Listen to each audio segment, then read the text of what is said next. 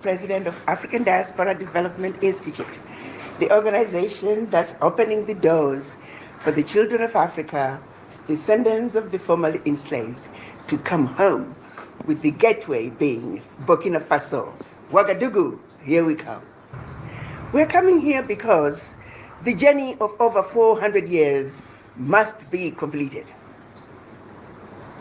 When the children of Africa were taken out of Africa as slaves, all they ever wanted to do was to go back home to Africa. For over 400 years, this wrong is yet to be righted. Well, today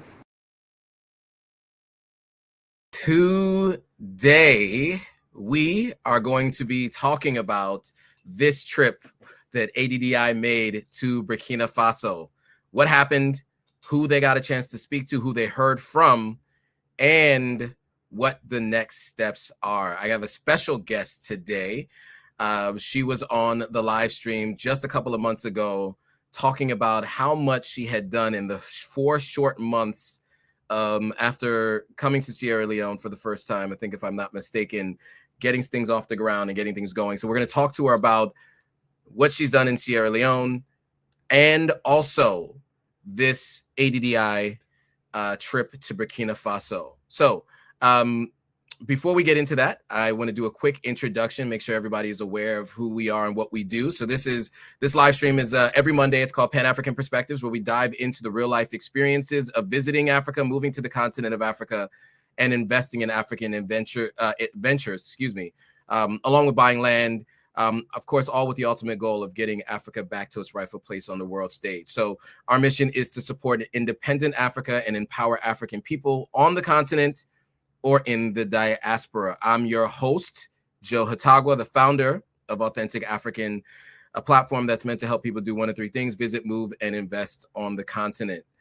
From time to time, I'll be telling my story as I'm building a house in Sierra Leone, have citizenship in Sierra Leone, residency in Ghana, and what that looks like for me, and also the stories of others who are having similar journeys.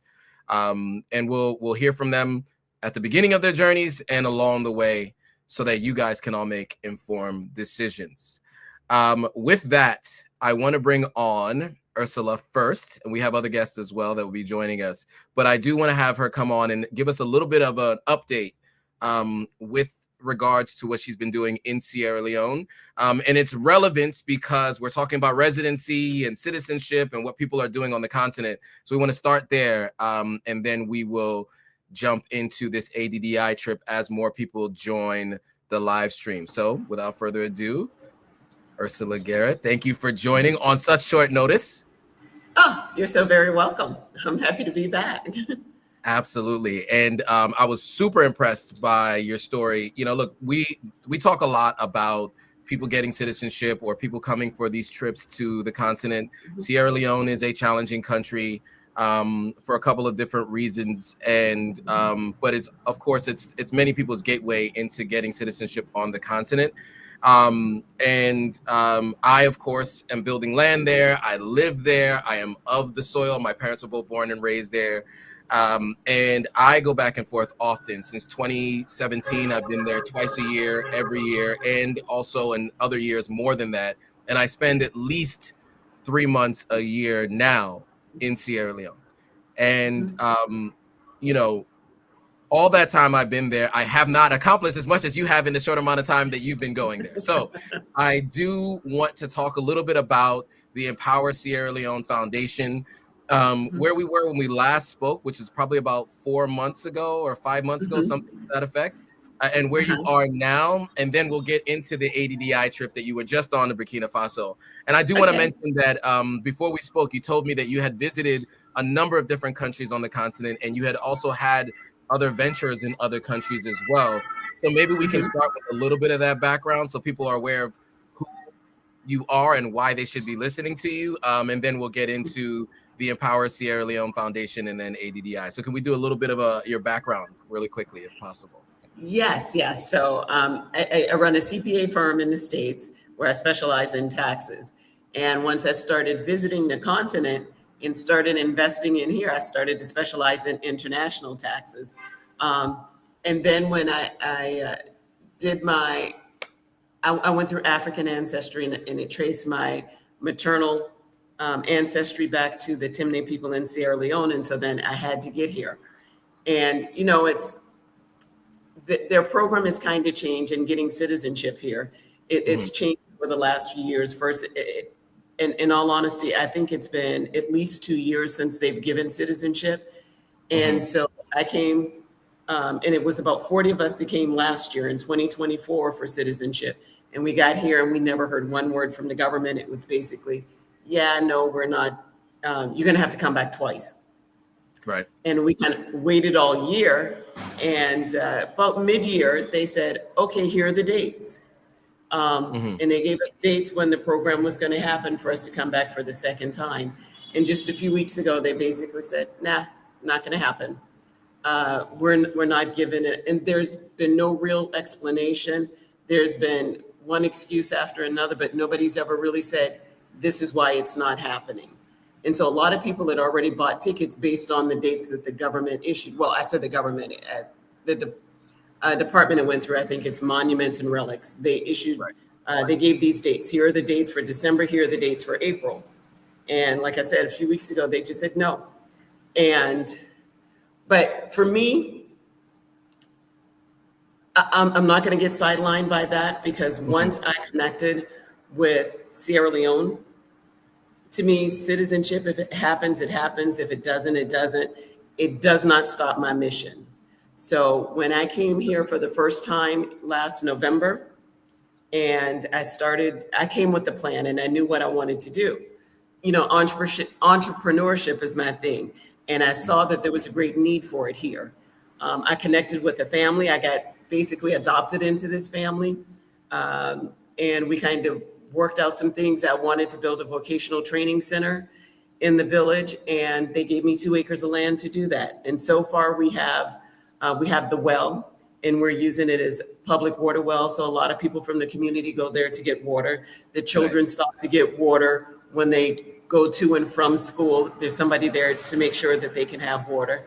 And then we're going to put up public toilets. So we're still working on that, having the public toilets, because as you know, in most of these villages, there's no indoor plumbing anywhere. And so when the diaspora goes to visit these villages and stuff, we have to do what the natives do. And not everybody's comfortable popping a squat. Can I say that? Yes, yeah, because that's what you got to do, right? I mean, it is what it is. Yeah, very good point. And I will say, I think Ursula is a good example for all of you who are planning to go to the continent. There's a couple things, right? You will find that processes change throughout the lifetime of the process you're in. And I think that we also have to keep that in mind when it comes to having a conduit between the process and you. The people individually in between are the ones who get blamed, but they're not the ones who generally are the ones holding things up or making those changes.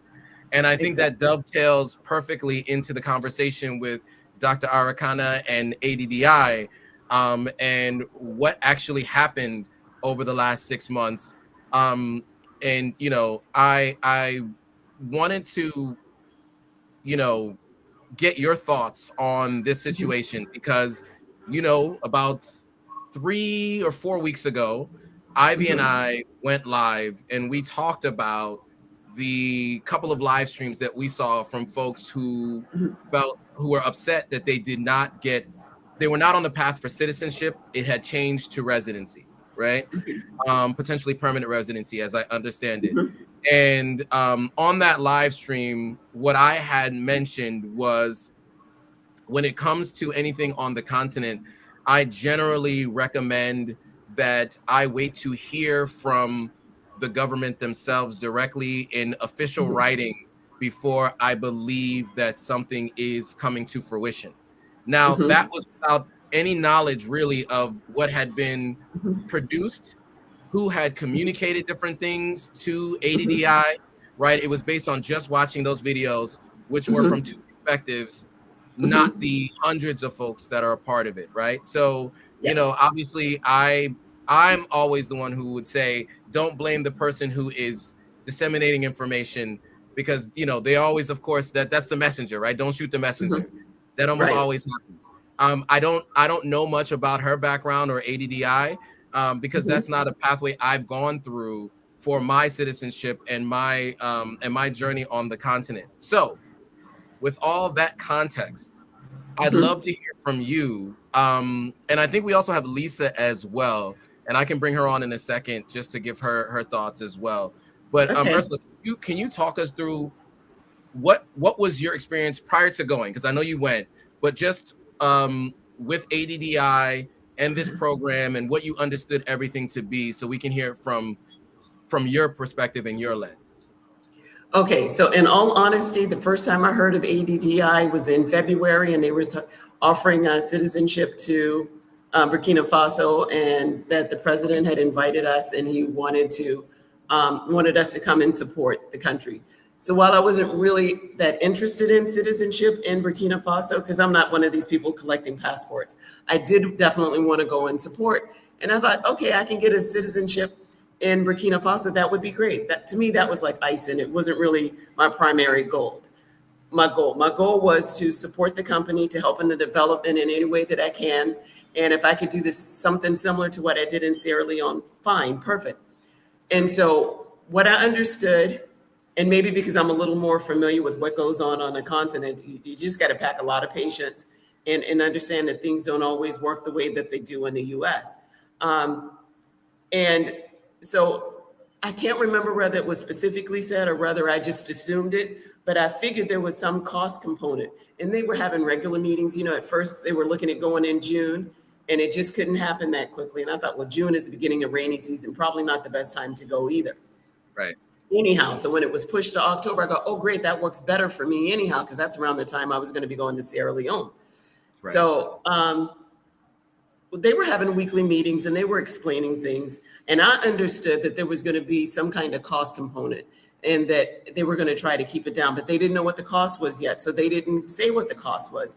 And it wasn't really mentioned for months. And then in late August, I want to say, when they said the cost was $500, I was like, you got to be kidding me. $500? I went for 10 days to Ghana, and that cost me about $5,000. I went to, when I did Sierra Leone last year, for 2 weeks to get the citizenship that didn't happen, you know, that was about $5,000. And that's not including airfare. Right. And so when people were complaining about $500, I'm saying transportation, in all honesty, Joe, we went through that $500 day one, maybe day one and a half. That $500 didn't cover nearly half the stuff that we did, covered a small fraction. So when people were complaining about the $500, I couldn't understand what the problem was. Where are you going to go? So you pay for your hotel and you pay for your airfare. But transportation, and we actually got, I think, at least 2 lunches included and at least 2 dinners. It might have been more. I kind of lost track. But we had police escort everywhere we went. We had police escort. So we felt like, and so I kind of had this running phrase every time we would just go through behind with the police escort through the signal lights. I would say, red light, what? Because we just kept blowing through those red lights with the police escort. We were not caught in traffic. The whole experience was amazing. So Sunday was the day most of us arrived, or we were scheduled to arrive. That was considered a travel day for ADDI. And the program started on Monday. But I got to be honest with you, there were some people that were complaining that ADDI wasn't there to meet them on Thursday, Friday, Saturday before. I go, wait a minute. If their event starts from the 26th and it goes through the 8th, why are you disappointed that they weren't there on the 24th, the 23rd to meet you and welcome you to the country? That's not how this works. Good point. My point is, you're going to find people that are going to complain no matter what you do.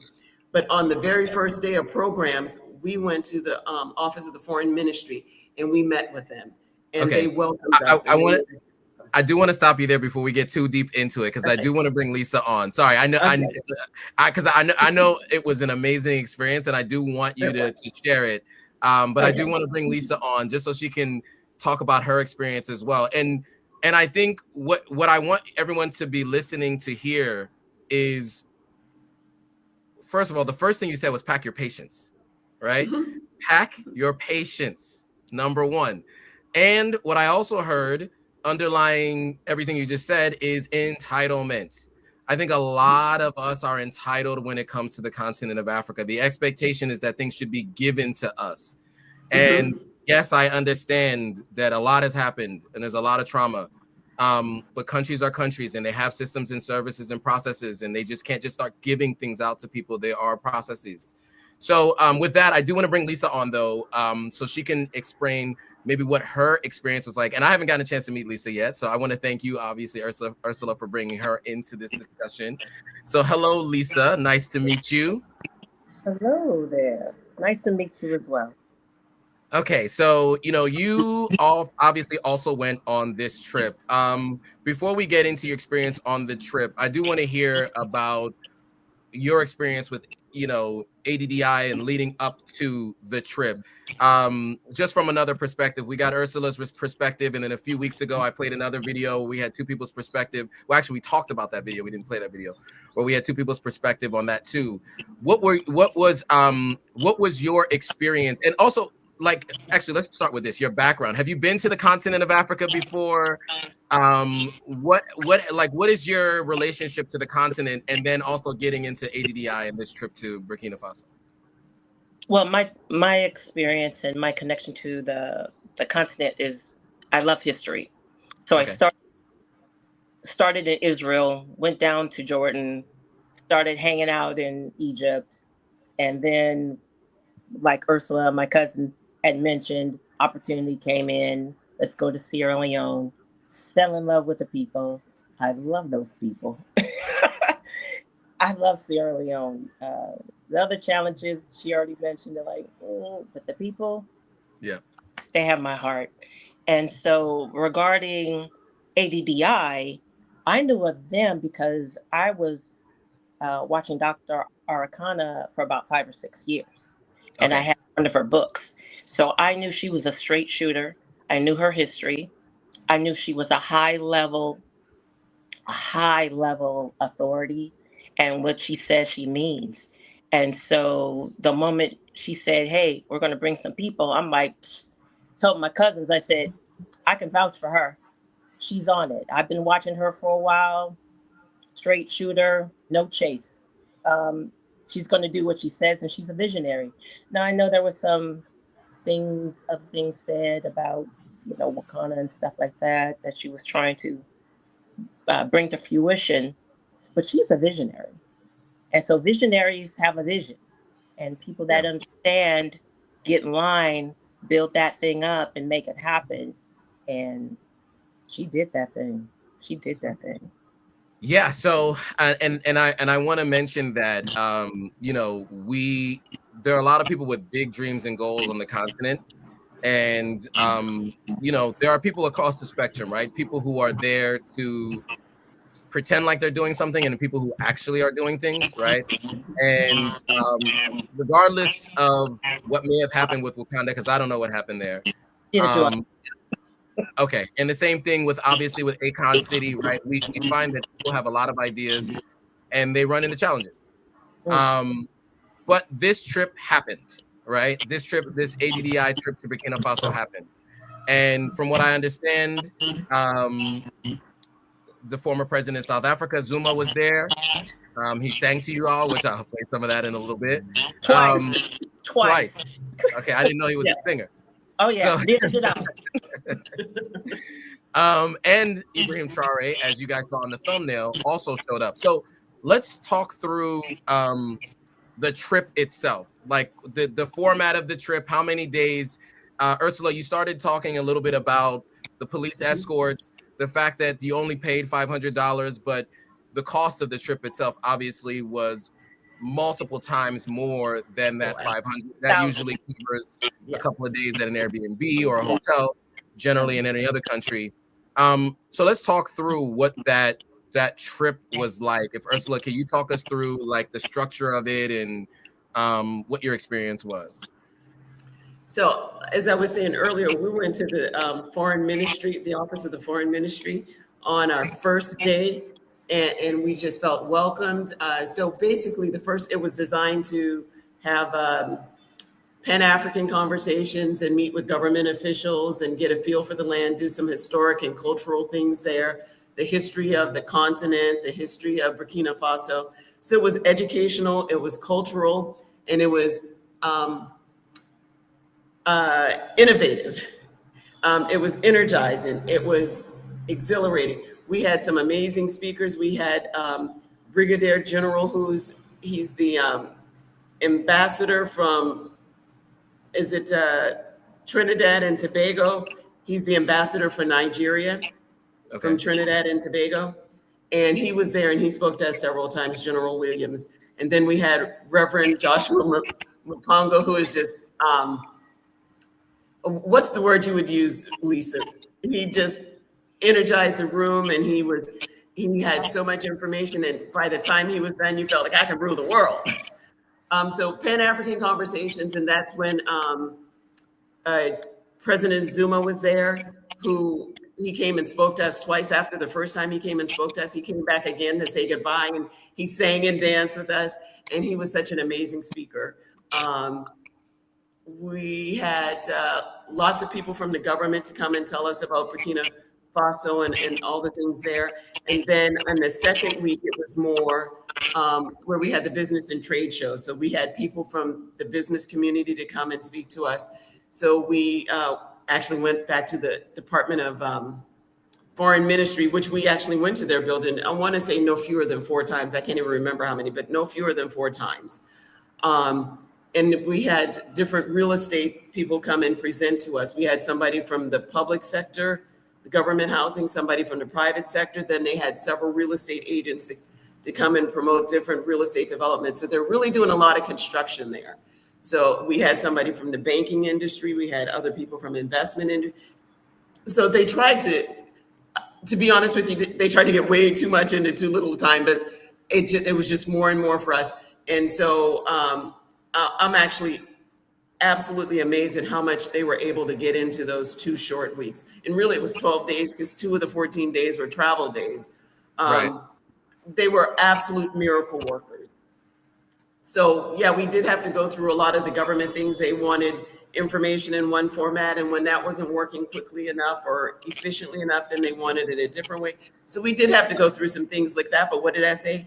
Pack your patience and just go with the process. There's no need to stress over it. It was like, okay, if this is what they want, this is what we give them. They asking for something different, okay, that's what we give them. There's no need in arguing or discussing. It is what it is. And that's something we just had to learn. But when you juxtapose that to what we saw in Sierra Leone, we never got one call, not one person from the government ever invited us, ever made any kind of contact with us when we were here for 2 weeks. And so it was definitely a big difference. And everything that Dr. Arikana promised, she delivered that plus more. That's good to hear. So that was my thought. Yeah. And by the way, that's the question that people had been having, right? That had been the question on the internet for the previous 5 weeks, right? So, so for you, Lisa, you know, obviously you've been to Sierra Leone, you've also been to Egypt and other parts of the continent. What did you see when you got to Ouagadougou or even Burkina Faso in general? I have never been, right? So how did you see what was going on with the, you know, the country in general, the construction, etc., versus what you've seen in other places, and in particular, let's say Sierra Leone, since they're both in West Africa? Well, unlike Ursula, she's the adventurer. Yeah. She went on an adventure and showed us where she was hanging out with the crocodiles. Let's just say so. I didn't go as far as Ursula, but I'm following behind her, right? So okay. But I kind of went through the city. A friend of mine, we just got in a cab and started touring around, and it's similar in some ways like Sierra Leone, but the roads are there. The street lights are there, what you're used to in America. You know, there's a area where the those that drive the motorbikes, you know, sometimes and not sometimes, but it was orderly. Okay. They had a particular store. What I was amazed, it was called a Zia Market, and it was similar to like a Target, except it didn't Okay. have clothes, but it had home goods. It was 4 levels. It had food. I was like, wow, it had wine and beer and snacks. I was taking videos, and then I was told I couldn't do that. I said, oh, okay, because I wanted to show everybody. But I was really impressed with some of the things that I saw because Okay. I wasn't expecting it. And then even with some of the housing that they had showed us, um, it has potential. It has potential. It has potential. So I loved it. I loved it. I loved the people. I think more, most importantly, the people, the young people, they are so beautiful. Just a Mm, beautiful group of folk. And so it just made the place so lovely to me. He's rebuilding, and where he invited us to help rebuild. So who wouldn't want to be a part of that? I mean, who wouldn't right. want to have that type of legacy? You're Right. invited, you're treated like royalty.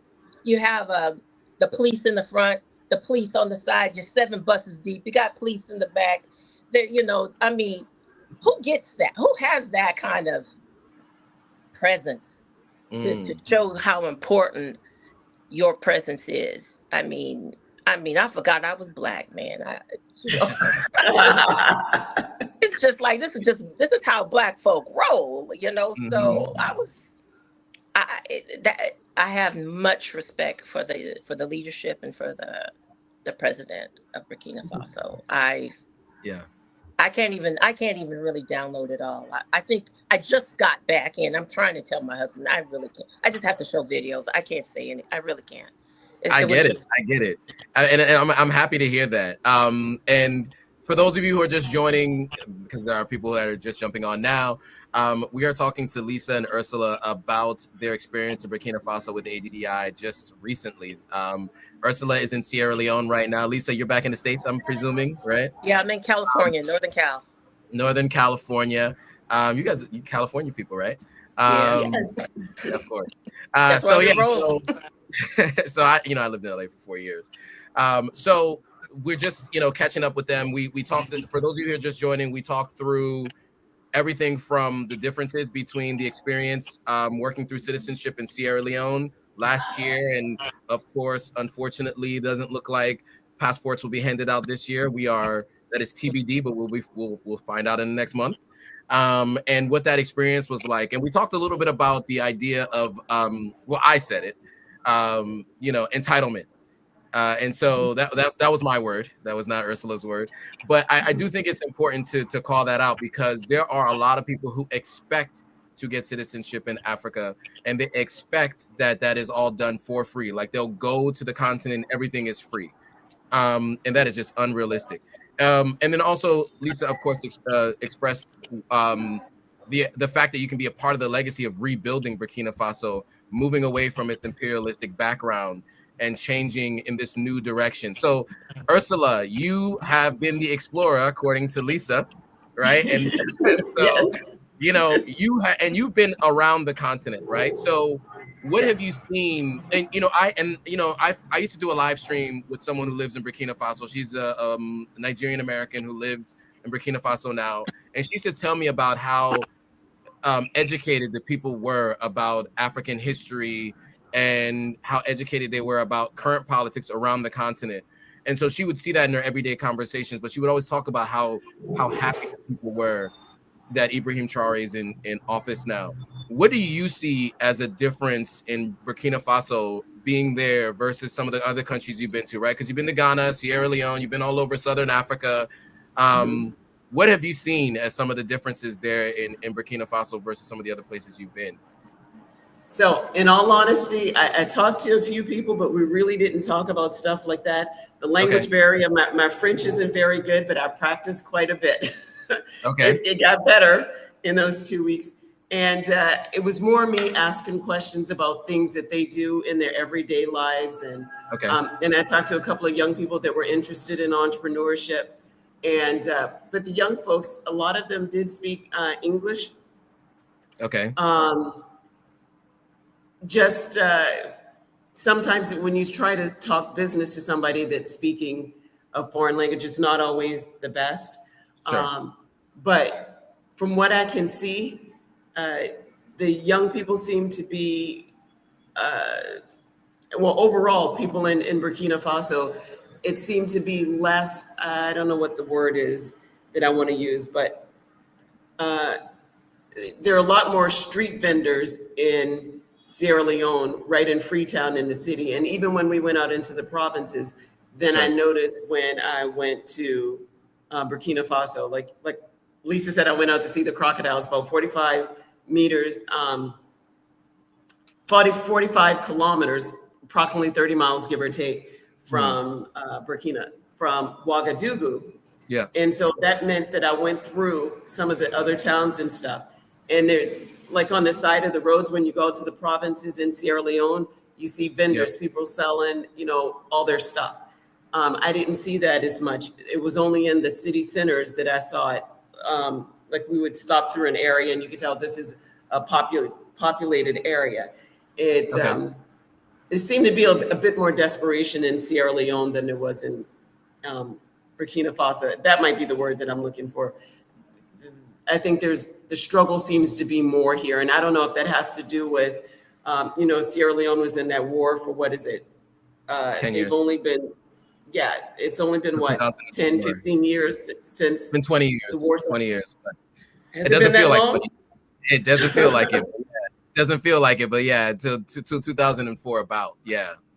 The city seemed more advanced. There were more high rises, a lot more construction. You see all these different buildings that are being built, both residential and commercial. We went out and did a tour of at least 3 of them where they're building homes. And so we could buy, and they, gave us the opportunity to buy and put down payments and whatever there. And you just don't see that kind of building in Sierra Leone. As you know, in Sierra Leone, if you want something, you have to build it yourself. So when I mentioned earlier that before I came to Sierra Leone, I had this whole plan of what I was going to do.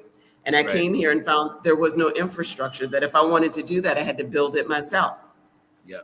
Yeah. And so, but you see things are being built in Burkina Faso, right there in Ouagadougou. And from the brochures and stuff they gave us, it's not just Ouagadougou that they're building. There was stuff in Bobo Dioulasso, and there was some other names, and I can't remember all the names of the cities, but they had different areas of the country where they were building. So if you were interested in buying something, not just in Ouagadougou, you had options, and you're not going to find that here in Sierra Leone. That's a good point. I think you're the perfect person to talk about the two, because you're not just complaining, you're doing something, right? So I'm always appreciative of the approach that you take, because I try to take that same approach. It's difficult, but I try my best, because look, at the end of the day, we can't change it unless we're all doing the things that we're doing right now, right? Exactly. So with that, I do want to talk a little bit about some of the investment opportunities that were mentioned and some of the real estate that you saw. Can you talk through what those discussions were like? And can you compare that to what it was like in those Sierra Leone citizenship discussions? Because I've sat in on maybe a couple of sessions. Was it 2 years ago? 2023. I sat in on a couple of sessions, and I kind of heard a little bit about what is being presented in terms of investment opportunities for land, et cetera. But I didn't get a chance to hear a ton of it. So you, as someone who's gone through the full process in both countries, what did you hear? Let's start with, what did you hear as the opportunities in Burkina Faso? And then I'll also ask you the same question, Lisa, after Ursula's done, and then we'll come back to the comparison. So let's just start. What were the opportunities that you saw? I'd love to hear all of them. Like, what did they present to you? What were the opportunities? What seemed interesting? All of that. Okay, so there were multiple real estate developments, and you could get your choice. And they were basically asking for you to put 30% down, and you had to pay off the balance in either 3 years or 5 years. And you could get it at as low as 5% interest is what we were being offered. So that was really, really good. And that was pretty much all the housing development that they presented to us overall. And they had lots of different options. We have, the opportunity for banking. To make it easy for us to, a bank that's in both the U.S. and all across the continent. It's a bank that's owned by a Nigerian bank. So that was good that we had an African bank that was presenting to us. There were some investment opportunities for some people that presented. And I don't know this for a fact, but I'm suspecting that some of the people that presented their investment opportunities to us were the people that sponsored some of our trip, because that trip had to be paid for somehow and we didn't pay for it. So, so I suspect that some of the people that brought some of these investment opportunities to us were the ones that sponsored it. But so there, you know, I didn't get that in Sierra Leone, so there's no comparison because we didn't get it. Got it. Okay. Okay, yeah. Lisa, I'll leave it at that. Lisa, what did you see in terms of these real estate opportunities and what they offered? You know, how did you see them, and what was interesting to you?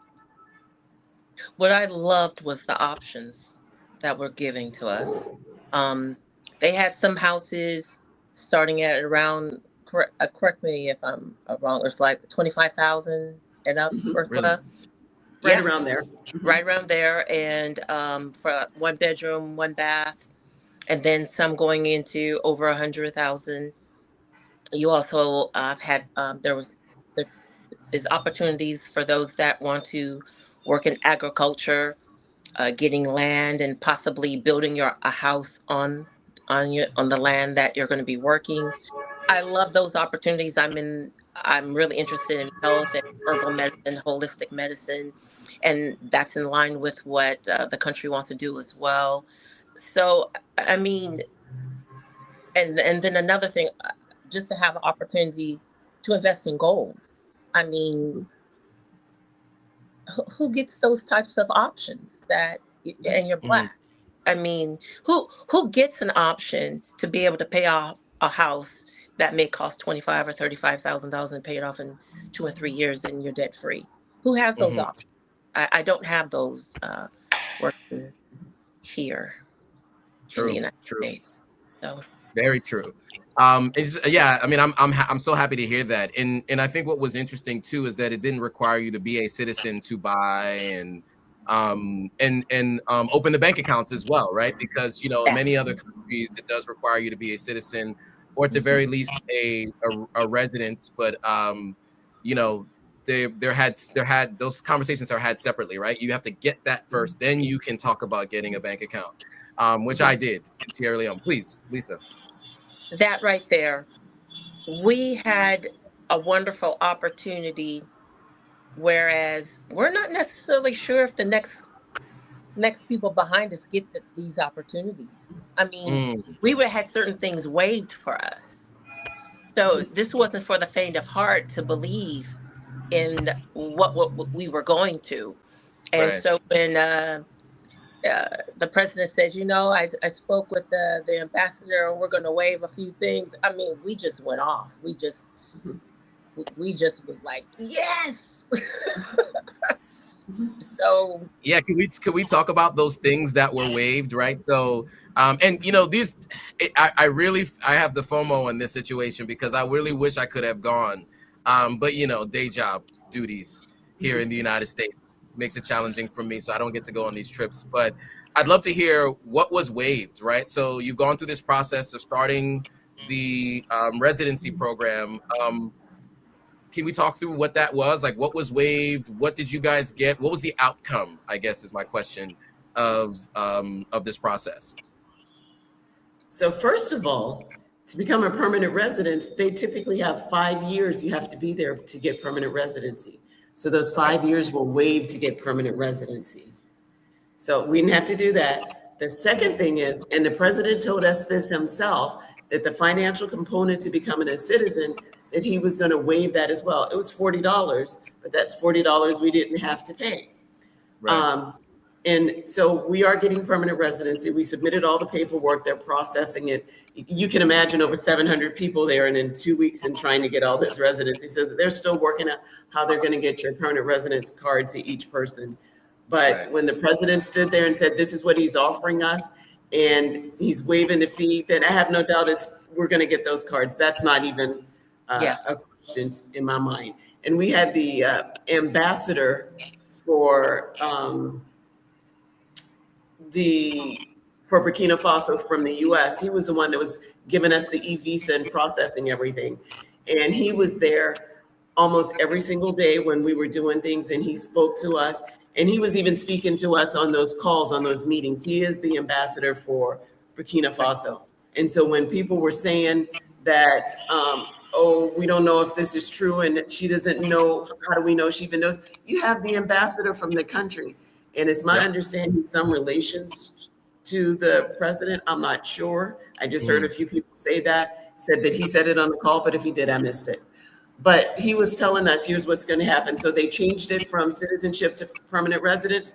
But what difference does it make if you're getting all the same benefit or most of the same benefit? I think they said the only difference was that we couldn't vote. Other than that,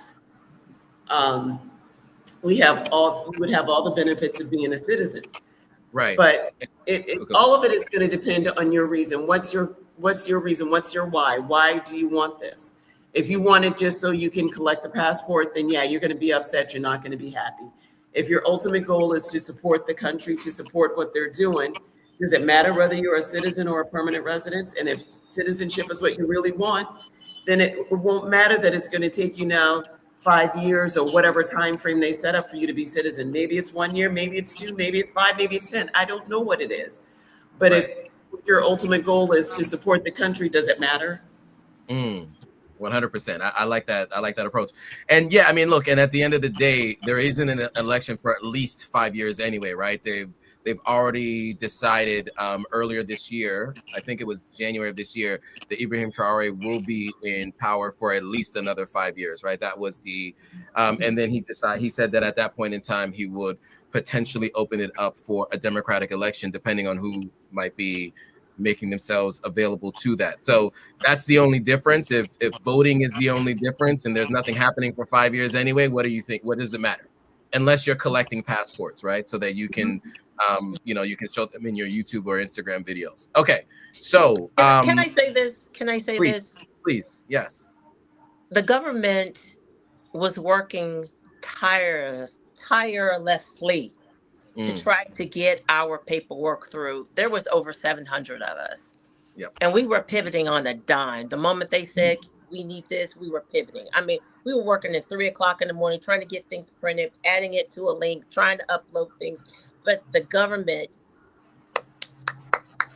so the $40 in my mind, I don't know what that was for, but these people worked without pay.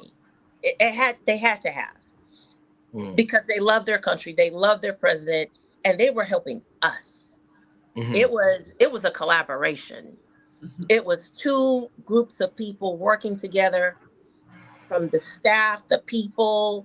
I mean, it was the Black Justice League coming together on the continent. I don't know, but I've never seen anyone work as hard, and they were working long hours to help us. And even when we left, they were still working. Who does that? I mean, and for $40 here, we know that would have been a lot of money, of money. And so who knows what it might be next time? But like Ursula said, there's really no need to complain. I mean, there's no reason to. It's seek to understand and then to be understood. Seek to understand how things work and then be understood later. Like you're mentioning, we do come with some entitlement issues because we have some trauma. And I was apologizing profusely because I was getting a little irritated, and then they would explain it to me through Google Translate. I said, I'm so sorry. And I had to give them some money. I want them to smile like, oh, these Americans. But I tell you, I've never seen anything like that before. I just haven't. And I'm 6 years old. Wow. I've never seen such kindness. No, I mean, this is really helpful. And I appreciate you too, being so candid. And just, you said 700 people, right? Were there about 700 people? Is that the number? Yeah. So waiving those $40 fees is $28,000 they could have made, right? So I think it's really important for people to understand. I mean, and, look, I've seen a lot of programs on the continent in my purview of what I do here with this platform. And there's a lot of complaints about what these programs are meant to do. right? I hear a lot of people talking about these programs pull on people's heartstrings, but really it's to fill up the pockets of the people who are there. And obviously that's not Burkina Faso's goal in their mission. It really is Pan-Africanism, right? And you can see it based on the $28,000 in fees that they got rid of, the other fees that they talked about removing, and this process. And if I'm being honest, just being honest, when it comes to citizenship, you know, there's a process that you kind of have to do to vet people, right? To allow people to become citizens of your country. And once I think the number got to 700, because not everybody is gonna be great representatives, right? I mean, with every group, there's always a few, right? So it was actually smart for them as a government to maybe pivot and say, you guys can get residency, and then we'll do more checks, get to know you over time before you make you a citizen of our country. That's probably the smart thing to do, to be honest with you. It really is, and I thought that too. Yeah. But you know, they did ask us shortly before we left, they said, yeah, we're going to need y'all to have a mental health certificate. We're going to need a doctor to certify that you are safe and healthy. Physically fit. Mm-hmm. Yeah, well, that's fair too.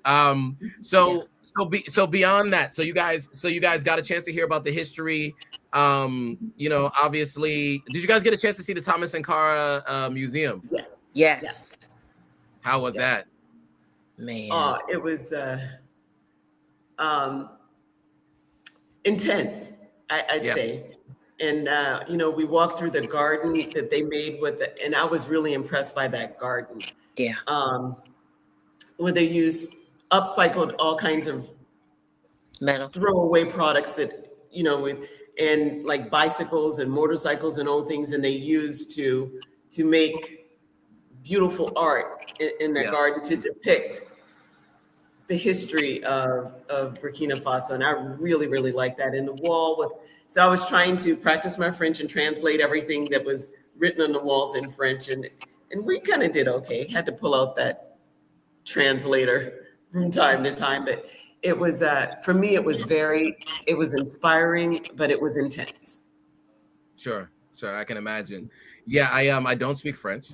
So I haven't been to any of the Francophone countries as of yet on the continent. So it's, you know, Burkina Faso is definitely on the list. I'd love to go the next time ADDI does do something, because obviously this trip, it was obviously a impactful experience for the two of you. I would imagine the other 698 would say the same. Anything else you guys want to mention about this trip that I haven't asked you about that you want people to know, that they may not already know from, you know, seeing Dr. Arakana's page or from what's been discussed so far in this conversation? Well, her organization is made up of volunteers, and those volunteers worked, as Lisa said, tirelessly. They were up early, and they got up early and stayed up late. I'm going to assume they had to, because the 700 people can be needy. Yep. And so 700 people needing something from you, and you're a group of volunteers. But the small group and the leadership, plus some of the participants that were volunteers, these people did an amazing job. They made that trip memorable for all of us. You know, there were people that would see something that needed to get done. And this is truly why I love our people. They just stepped in and said, I'm going to do it. It needs to be done. Let me just step in and do it. And then if somebody tells me not to or to stop, then I will. But until then, I'm not going to complain. I'm going to do it. Here's what needs to be done. And so between the leadership that was volunteering and the participants, the other guests that were prospective residents, let's go prospective residents that were volunteering, things just got done. Sometimes it wasn't always the most efficient, but it got done. Everything that needed to get done got done. And as I said, that patience can go a long way. Yeah, absolutely. Anything to add, Lisa, to that? Oh, man, I have a lot to add, but I won't. But like she said, though, you know, we Dr. Arakana would always say, you don't have to like each other, but you have to work together. And there was times where I was having a fit. I was I was having a little fit. And then I had to come back to earth and just pivot on that dime. And there was people there to help you through it. And I mean, we are an amazing group of people. We really are. And the talents that we have, and like Ursula was saying, just get in where you fit in and make it happen, and the skill that you have and bring that to the table. And so the people that were volunteer were, holding up the arms of the leadership, and the leadership was giving us the announcement, and the visionary is just, she was there or she wasn't there. And if she wasn't there, you saw when she was coming and why she wasn't there. I mean, everything made sense. You just have to sit back and trust the process. Just trust the process, because we got over that finish line and we acted a fool when we saw our president. Yes, we did. We acted a fool. So can we talk about that? When did he come in? How did it happen? 5 minutes or something. We wasn't going to let him sit down. It was great. Okay. I know. I know. He So walked when in did and it he had happen? to And how stand did it happen? Walk us through that. So Ibrahim Traoré, the man himself, walked in. Like, when did it happen? How did it happen? You guys were there for 12 days, right? So what was that experience like? What was there a gathering? Did you know he was coming? Like, just paint the picture for us. Tell him, Ursula. So the night before, they told us, be on the bus at 6 o'clock. We're going to an undisclosed location. This was our last full day there on that Friday. So that was day 13. Be on the bus and be on time. Whatever they said, we're going to pull up at 6 o'clock. You can start loading at 6. We're leaving at 6:20 or 6:30 or whatever it was. No, it was 6:45, whatever it was. But anyhow, I get to the bus at 6:10. Somebody said, oh no, the bus was full at 5:50. So they had buses leaving from different hotels. And one of the ADDI leaders said, well, you could stand up. Okay. And we just ran and got on that bus and we stopped. Another bus did come, but anyhow, we were willing to stand up. We didn't know where we were going. So all the buses from all the different hotels, we met at the office of the foreign ministry. We still didn't know where we were going, but we figured we were going to go meet the president. So I stood up because I was on the first bus and I wanted to make sure I was going to be the first one out of that bus and one of the first ones in there so I could be really close. So I stood up on that bus. I didn't go get on one of the other buses to have a seat. Okay. So we all filed into this room and they said, okay, no pictures, no videos. So only the government photographers and videographers were allowed to take pictures and videos, the rest of us. So we were sitting there and I got up real close to the front. I was in the third row. And we sat there for maybe about an hour or so before he walked in. And when he walked in, the entire room exploded. We were just, all the other dignitaries and everybody else was seated and we stood on our feet and we yelled and we screamed and we clapped and we yelled and we screamed and we clapped. And he had this big Kool-Aid grin on his face. Somebody said he looks younger. I said, you'd look younger too if you smiled like that. Yeah, I mean, so just I want to illustrate. Here's the picture here. I see that you pointed yourself out there, Ursula. Yeah, that's me with that red arrow. Here, I was pretty close. She was close. You were actually very close. And Lisa was right next to me. Okay, so you're over here in this area. Well, that's awesome. We are limited on time, and I really do appreciate the two of you joining again on short notice. It was awesome to hear this experience and hear this story. I'm so glad that this experience happened for you all, and I'm looking forward to my own. There are a lot of questions about whether or not this is going to be offered to other people. If you guys don't know the answer, where can you go to get this? Is the ADDI website, I guess, or what's the who's the other people? What people? It's like anybody who wasn't there, ADDI.org. like the 700 who were there got residency and the process is ongoing. What about people who weren't there who are looking to get residency? The question is that. So I'm guessing that's April. That's ADDI.org. Yeah, that was mentioned previously. Dr. Arakana submitted a proposal for us to come, And so the first date was when we came, and then there's another date to be disclosed in April because my Okay. husband's going then. So, if people want to get on this train, I would OurADDI.com. ADDI become a .org. member .org. And get ready because the next go round, which was already approved by the government, is to be for April. So I already told my husband to go. I'll hold it down, but I don't know. I might show up just to help. I love that. Well, I want to thank you two again, and all of you who joined and are watching live. If you have any questions for these two, put them in the comments below. I'll share them with Ursula and Lisa, and they'll be able to get back to you if they have the answers. If they don't, it's ouraddi.org. You want to go there and ask the people at ADDI directly, and they'll answer those questions. If you want to support Empower Sierra Leone Foundation, where can they find you, Ursula? At empowerherslf.org. All right. And Lisa, do you have anything you want to plug before we go? Not at this time, but I'll be plugging something soon. I'm following after my sister. Okay, sounds good. Well, and if you haven't already, make sure you hit that like button, comment, subscribe to the channel, hit that notification bell so you're notified every time a new video comes out. We're at 36K. We're trying to get to 50 in the next 4 months so we can get these messages out to more people, and continue to follow on all the other platforms. We want to get to 1 million across everything in the next 3 months. So if you guys can help us do that, we'll make sure that we're going to do something special for everyone if we get to 1 million across everything. We're at 860 or something thousand across all platforms. So help us get there. And I got something interesting coming, so I'll make that announcement soon. All right, so thank you two again. Thank you all for watching. And I will be back on sometime later this week with a live stream about the news across the continent, and we will do something as a follow-up to this discussion coming soon. So thanks again, everyone. We will see you all on the next live stream. Bye, everyone. Thanks, Joe. Bye.